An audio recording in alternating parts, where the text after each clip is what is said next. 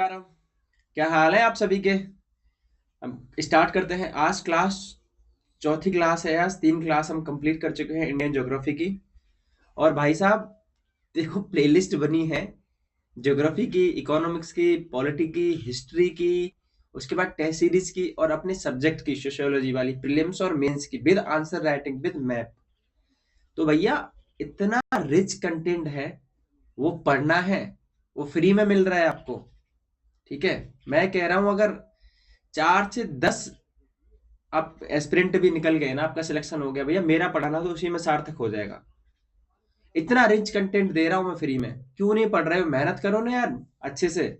और एडी 51 वालों के लिए खुशखबरी है, उनका आप जल्दी ही इंटरव्यू के लिए कॉल लेटर भी आ जाएंगे दिसंबर के बाद में।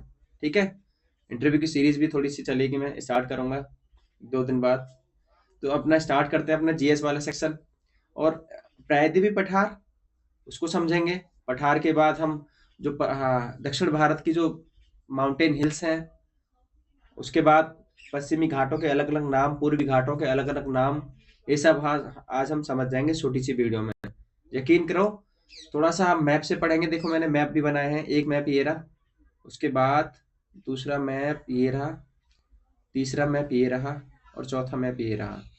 4 मैप बस ये दिमाग में छप जाएगा। थोड़ी देर बैठे रहना, 20-26 मिनट। ठीक है, चलो।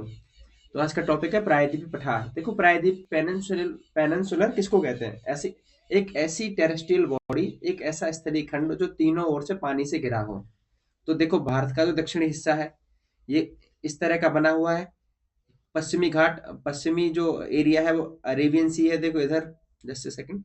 हाँ, और पूर्वी हिस्सा बे ऑफ बंगाल से है और दक्षिणी हिस्सा इंडियन ओशियन से है। तो तीनों ओर से ये पूरा का पूरा जो जमीन का टुकड़ा है, ये वाला ये घिरा है पानी से ना।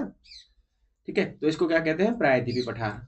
ठीक है, पठार अलग है, प्रायद्वीप अलग है। इस प्रायद्वीप के अंदर ही कई सारे पठार है, मैं उसको पढ़ाऊंगा।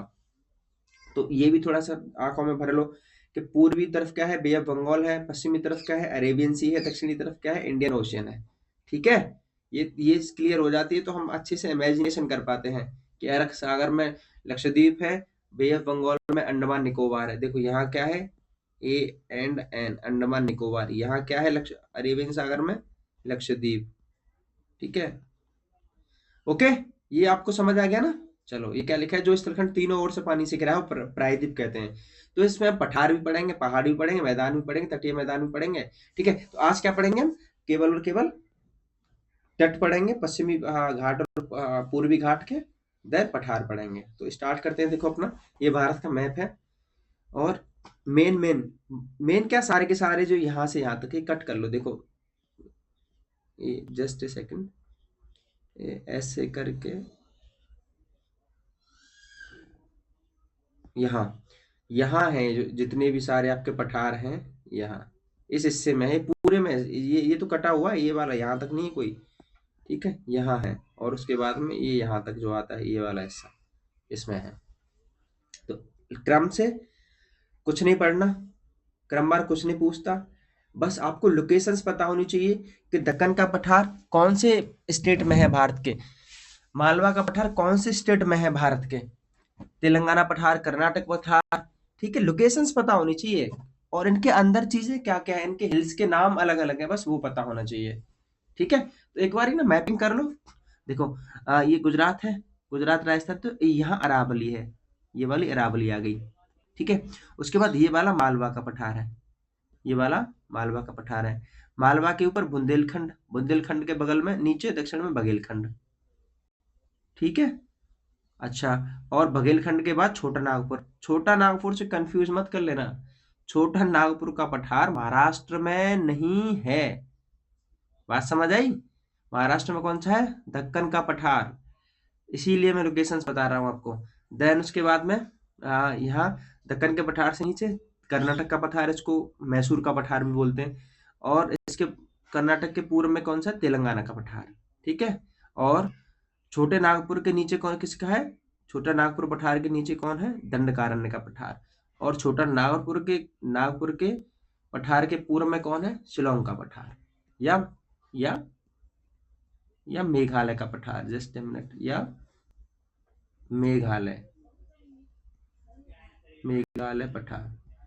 तो थोड़ा सा इमेजिनेशन कर पा रहे हो कि कौन सा पठार कहाँ है? देखो मैं दोबारा से कराता हूँ। मालवा का पठार सबसे पहले आएगा। मालवा के इसमें उत्तर पूर्व में, मालवा के उत्तर पूर्व में ये रहा बुंदेलखंड आ गया। बुंदेलखंड के नीचे कहोगे तो बघेलखंड आ गया। बघेलखंड के बगल में तो छोटा नागपुर, छोटा नागपुर के बगल में शिलोंग का पठार। छोटा नागपुर से नीचे दंडकारण्य का पठार। उसके बाद मालवा के नीचे दक्कन का पठार, दक्कन के नीचे कर्नाटक का पठार, कर्नाटक के बगल में तेलंगाना का पठार। तो ये समझ आ गया ना। और अरावली कहाँ है भैया? आपके मालवा के कहाँ? मालवा के पश्चिम में भाई, यही तो है अरावली हिल्स। ठीक है। अच्छा, उसके बाद में आ, ये क्या है? देखो ध्यान से गौर से पढ़ना, मैंने स्पेशली मेंशन किया है यहाँ पे, मैं फिर से कर दूंगा, ऐसी बात नहीं है। कि मालवा के पठार के नीचे विंध्यन हिल्स हैं, विंध्यन पहाड़ी। ठीक है। और इसके बीच में क्या है? विंध्यन के नीचे क्या है? नर्मदा नदी। नर्मदा के नीचे कौन सी? सतपुड़ा पहाड़ी। क्वेश्चन क्या पूछता है कि कौन सी हिल्स के बीच में से नर्मदा नदी निकलती है? तो क्या रहेगा? सतपुड़ा और विंध्यन। और इसके बाद एक और आप इमेजिनेशन कर पा रहे हो, विंध्यन और सतपुड़ा क्या कर रही हैं? उत्तर और दक्षिण भारत को बांट रही हैं। विंध्यन हिल्स ने क्या कर दिया है? विंध्यन हिल्स ने क्या करती है? उत्तर भारत को और दक्षिण भारत को विभाजक रेखा के रूप में काम करती है। ये मैंने लिखा है, बस समझ लो थोड़ा सा। अच्छा, दूसरा क्या समझना है कि जो प्रायद्वीपीय भारत का उत्तर से लेके दक्षिण तक, उत्तर से लेके दक्षिण तक कितने किलोमीटर है? 1600 किलोमीटर है। और पश्चिम से लेके पूर्व तक कितनी चौड़ाई है? 1400 किलोमीटर है। तो ये क्वेश्चन, ये पता है मैं क्यों लिखा रहा हूँ? ये असर्शन और रीजनिंग वाले कुछ कथन और कारण वाले क्वेश्चन में आ जाता है। कैसे कि बताओ, उत्तर भारत, प्रायद्वीपीय भारत के उत्तर से दक्षिण की लंबाई कम है, और दूसरे में लिख देगा कि वहां पश्चिम से पूर्व की लंबाई ज्यादा है। बात समझ आई? तो दोनों कथन गलत हो जाएंगे इस तरह, इसलिए मैं लिखा रहा हूँ ये कॉन्सेप्चुअल वाला। ठीक है, ये भर गया ना, ये दिमाग में भर लो। आई रिपीट, ऊपर मालवा का पठार, मालवा से नीचे दक्कन का पठार, दक्कन के नीचे कर्नाटक का पठार, कर्नाटक की बगल में पूर्व की साइड में तेलंगाना का पठार। उसके बाद मालवा के पूर्व में बुंदेलखंड, बुंदेलखंड के पूर्व में छोटा नागपुर। ठीक है। छोटा नागपुर के नीचे दंडकारण्य, और बुंदेलखंड के नीचे बघेलखंड, और छोटा नागपुर की बगल में शिलोंग का पठार। हो गया यार पठार पठार, यही तो है बस पठार, और क्या करना है। ठीक है, चलो अब बात करते हैं। हाँ, अब जो मैंने देखो, जो यहाँ चीजें मैंने लिखाई है ना, ये सब आपको लिखनी है। लिखनी नहीं है तो फिर याद कर लेनी है। इतने आप कंप्यूटर लोग हो नहीं, मैं भी नहीं हूँ भाई, इसलिए मैं भी लिखता हूँ। मैंने भी लिखा था, तुम भी लिख लो, कुछ हाथ में दर्द तो नहीं होगा। तो बात ये है। क्वेश्चन नंबर क्या पहला है, क्या आता है कि प्रायद्वीपीय भारत का जो हिस्सा है, देखो ये प्रायद्वीपीय भारत कहाँ से है? ये जो मैंने आपको यहाँ से इमेजिनेशन करवाई है बात, ये किस भूमि का हिस्सा है? कौन सी भूमि का हिस्सा है? ये गोंडवाना भूमि का भाग है। कौन से प्रायद्वीपीय पठार किस भूमि का भाग है? गोंडवाना का।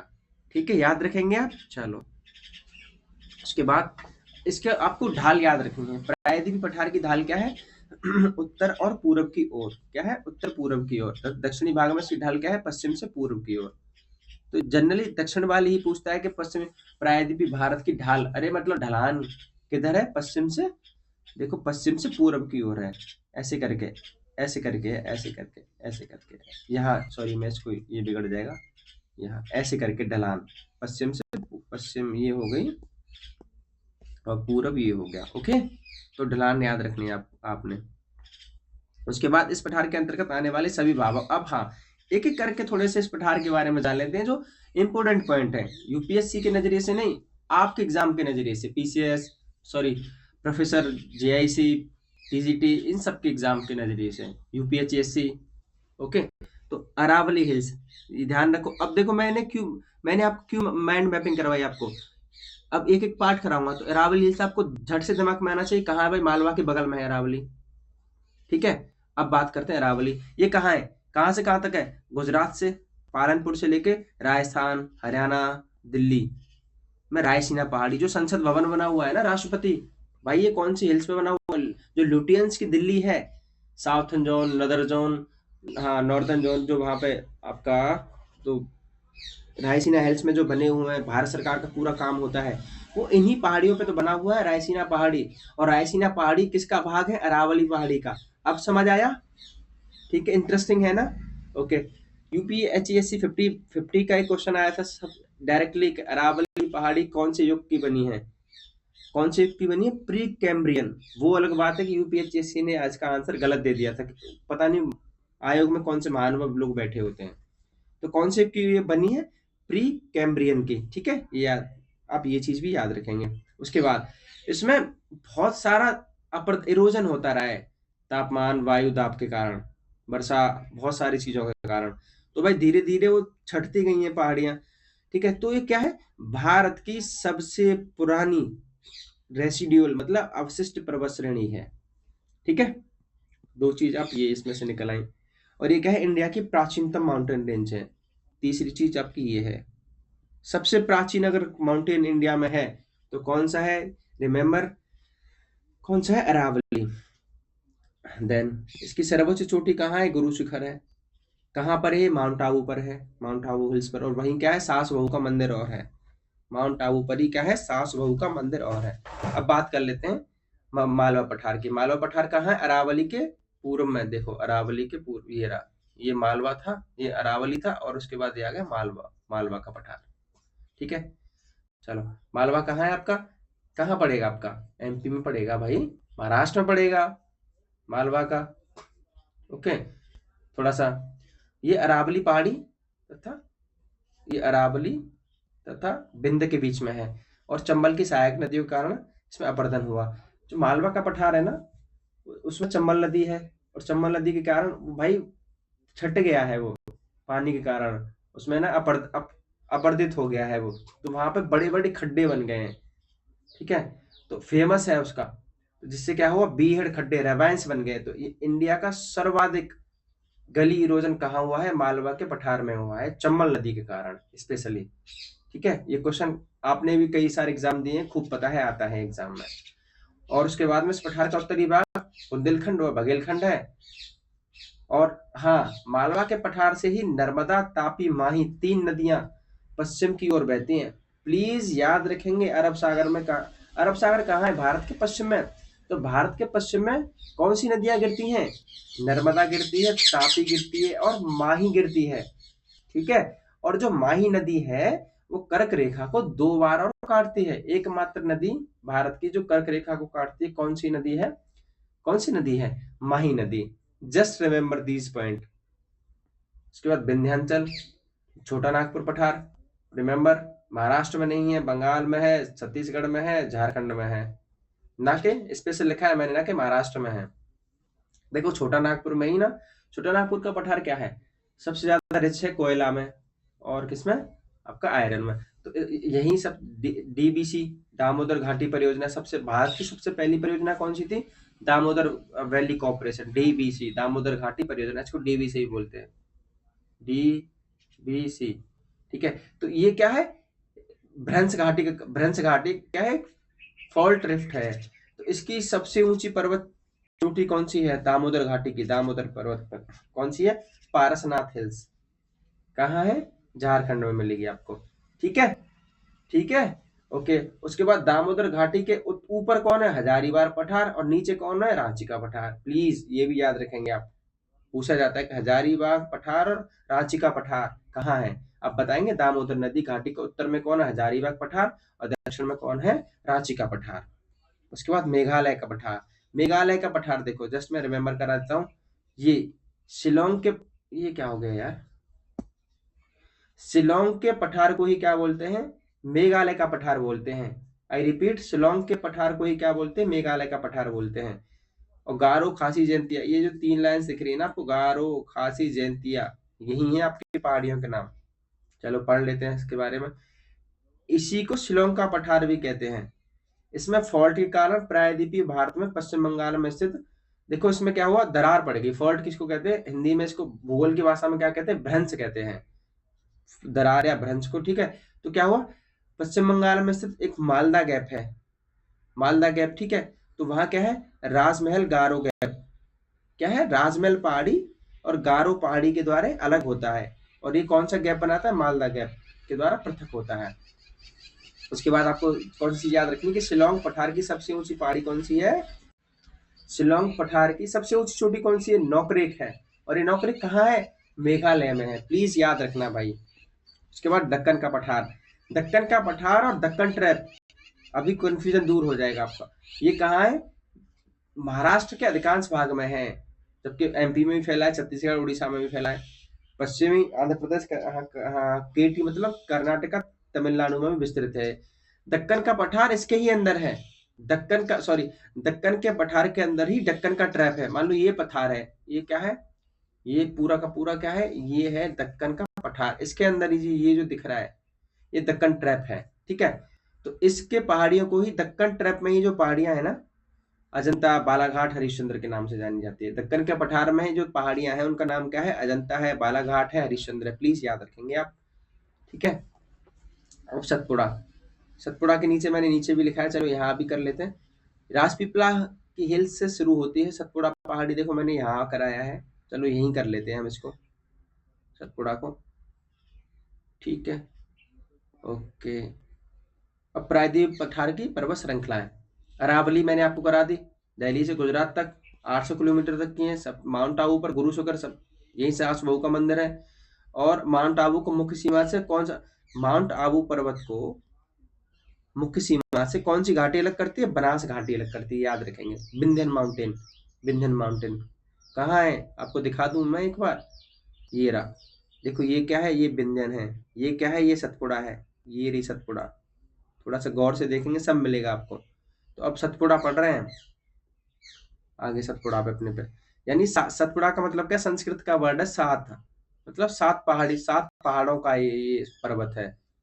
और ये किसका किसका उदाहरण है, ब्लॉक माउंटेन का, किसका उदाहरण है, याद रखेंगे, ब्लॉक माउंटेन का उदाहरण है, ठीक है, ना कि फोल्ड माउंटेन का। फोल्ड किसका उदाहरण है, हिमालय, जबकि ये किसका उदाहरण है, ब्लॉक माउंटेन का, ठीक है। तो इसमें 4 से 5 पहाड़ियां हैं, क्रमशः पश्चिम से पूर्व की ओर, कई बार सुनते हैं ना। तो पहली पश्चिम से पूर्व की ओर सतपुड़ा पहाड़ पर पश्चिम से पूर्व की ओर लगातार पहाड़ियां हैं जिनके नाम अलग अलग हैं। सतपुड़ा पर्वत ये पूरा पर्वत है, इसमें पहली पहाड़ी राजपीपला पड़ेगी। राजपीपला कहाँ पड़ती है, गुजरात और एमपी में। उसके बाद असीरगढ़ पड़ती है एमपी में, फिर उसके बाद महादेव, उसके बाद मैकाल, ठीक है, ओके। और उसके बाद सबसे ऊंची चोटी कहाँ पड़ती है आपकी, महादेव हिल्स पर, देखो यहाँ महादेव हिल्स पर, सतपुड़ा की सबसे ऊंची चोटी कहाँ है, महादेव हिल्स पर। क्या स्थान है, पंचमढ़ी, और नाम क्या है, धूपगढ़। तो महादेव हिल्स की सबसे ऊंची पीक कहाँ है, धूपगढ़, जो पंचमढ़ी में स्थित है। और एमपी का एकमात्र हिल स्टेशन भी पंचमढ़ी ही है, ठीक है। सतपुड़ा रेंज क्या करती है, नर्मदा और तापी के बीच जल विभाजक का कार्य करती है, याद रखेंगे आप। सतपुड़ा रेंज नर्मदा और तापी के बीच जल विभाजक का काम करती है, ठीक है। उसके बाद बात करते, देखो अब थोड़ा सा इससे समझ आ जाएगा। बुंदेलखंड का पठार कहाँ है, बघेलखंड ये रहा, मालवा का ये रहा, ठीक है। मारवाड़, वो मारवाड़ थोड़ा अलग है, मारवाड़, मारवाड़ और मालवा अलग अलग है, पर ये इतना डीप नहीं जाना, बस थोड़ा सा देख लेना। छोटा छोटा नागपुर का पठार, उसके बाद दंडकारण्य का पठार, डेक्कन प्लेटू, कर्नाटक प्लेटू और तेलंगाना प्लेटू, ठीक है। अब तो छप गया होगा दिमाग में। अब घाट्स की बात कर लेते हैं भाई, पूर्वी घाट और वेस्टर्न घाट के बारे में। तो पहले मैं थोड़ा मैपिंग करा दूं, यहां से यहां तक के हिस्से को क्या कहते हैं, कोंकण घाट, यहां से यहां तक। और कोंकण घाट कहां कहां तक है, महाराष्ट्र, प्लस लिखा है नीचे, बस समझ लो, गोवा, बस पौंडीचेरी, पुदुचेरी भी बोलते हैं, ठीक है। मालाबार तट, ये कहां से कहां तक है, कहां से कहां तक है, केरल, पहले क्या आता है, कर्नाटक आता है, फिर क्या आता है, केरल आता है, फिर क्या आता है, तमिलनाडु आता है, ठीक है। कर्नाटक, केरल, तमिलनाडु में मालाबार तट है, महाराष्ट्र, गोवा, पौंडीचेरी में कोंकण तट है। कोरोमंडल तट ये क्या है, ये तमिलनाडु में, ठीक है। तो पूछता है, क्या पूछता है, वो रख देगा कर्नाटक, केरल, तमिलनाडु में कौन सा तट है, वो इधर से इसको इधर मिला दे कोरोमंडल, और इसको मालाबार को इधर भेज देगा तमिलनाडु में। भाई झंझट नहीं पाड़नी अपन को, आई रिपीट, कर्नाटक, केरल, तमिलनाडु में मालाबार तट है, कोरोमंडल कहाँ है, तमिलनाडु में, ठीक है। और महाराष्ट्र, गोवा, पौंडीचेरी में क्या है, कोंकण तट है। अब आप ये कहेंगे भाई तमिलनाडु मालाबार में है और कोरोमंडल में भी तमिलनाडु, तो भैया जो केरल के, जैसे देखो मैंने मैप कराया था, मैंने भारत भ्रमण कराया था आपको, कर्नाटक ये रहा, केरल ये रहा, और तमिलनाडु ये रहा। और तमिलनाडु का पश्चिमी भाग तो छोटा सा है पश्चिमी भारत में, और पूर्व में ज्यादा है। अब आई बात समझ में, ऐसे करके तमिलनाडु ऐसे करके, तो ये देखो ये पूर्व में पश्चिम में भी है तमिलनाडु का हिस्सा, और पूर्व में भी है तमिलनाडु का हिस्सा, तो इसलिए वो दोनों तरफ है पश्चिम और पूर्व में। तो पूर्व में तमिलनाडु के हिस्से को क्या कहते हैं, तमिलनाडु के तट वाले हिस्से को क्या कहते हैं, कोरोमंडल तट, और पश्चिम में क्या कहते हैं इसको, मालावा तट। यहाँ क्लियर कॉन्सेप्ट है। अब मैंने यहाँ लिखा है भैया, ये लिख लेना, पश्चिमी घाट के नाम महाराष्ट्र गोवा में कोंकण है, महाराष्ट्र कर्नाटक में हाँ, महाराष्ट्र और कर्नाटक में, महाराष्ट्र और कर्नाटक में, जस्ट ए सेकंड, महाराष्ट्र और कर्नाटक में क्या कहते हैं, सह्याद्री कहते हैं। ये कोंकण के बाद नीचे यहाँ क्या आएगा, सह्याद्री आएगा, सह्याद्री। तो ये यहाँ लिखा है, महाराष्ट्र गोवा में इसको कोंकण कहते हैं, महाराष्ट्र कर्नाटक में इसे सह्याद्री कहते हैं। पश्चिमी घाट के नाम है अलग अलग, कर्नाटक केरल तमिलनाडु में इसको मालाबार कहते हैं, और पूर्वी घाट में तमिलनाडु प्लस आंध्र प्रदेश में इसको कोरोमंडल तट कहते हैं। अब इन तटों पर भाई पहाड़ियां भी तो हैं, इन तटों पर पूर्वी घाट पश्चिमी घाट में पहाड़ियां हैं, उन पहाड़ियों के नाम याद कर लेते हैं, और क्या है ये यहाँ पे मैंने पूरा पूरा इसमें दे दिया है, लेकिन जो मेन है वो मैंने नीचे लिखा दिए ताकि आपके क्लियर कट हो जाए। पश्चिमी घाट में स्थित मालाबार तट, अब देखो अब हो गया ना आपका क्लियर, पश्चिमी घाट में स्थित मालाबार तट है, उस पर क्या है, एक नीलगिरी पहाड़ी है, और नीलगिरी पहाड़ी कहाँ फैली है, 3 राज्यों में फैली है, कर्नाटक में भी फैली है, केरल में भी फैली है, और तमिलनाडु में भी फैली है। देखो ये रहा, ये रही नीलगिरी पहाड़ी, ये रही, ये इस तरह है, ठीक है, नीलगिरी पहाड़ी। तो कर्नाटक केरल तमिलनाडु तीनों में फैली है भैया ये। अच्छा, अब तीनों राज्यों में इस पहाड़ी पर भाई अपने हिसाब से नाम रखेंगे ना राज्य, तो नीलगिरी पहाड़ी तीनों राज्यों में है, तो अब तीनों राज्यों ने अपने अपने यहाँ इसके अलग नाम रख लिए हैं।